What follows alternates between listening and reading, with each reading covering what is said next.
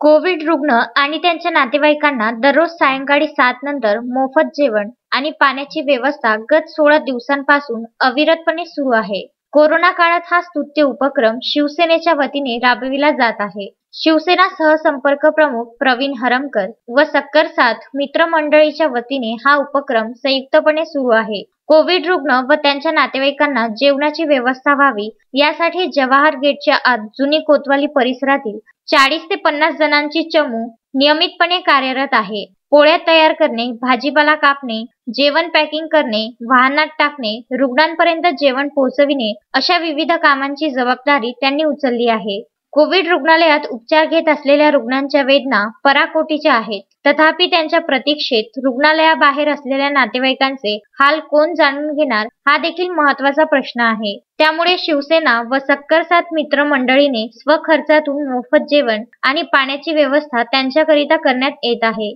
दररोज सायंकाळी super speciality, Irwin व त्यानंतर पीडीएमसी रुग्णालयात कोविड रुग्ण व त्यांच्या नातेवाईकांना मोफत जेवण वाटप केले जात आहे. यांच्या सोबतच महिलांचा समावेश तेवढ्याच प्रमाणात लाभला असून यामध्ये विशाखा प्रवीण हरमकर, भारती मारोडकर, पुष्पा हरमकर, मित्तल गुरमाडे, पूनम हरमकर, शोभा मरोडकर, उज्ज्वला खडेकार, सुषमा तांदुळकर, हर्षा राखोडे, रेखा लोदे यांचे सहकार्य लाभले आहे.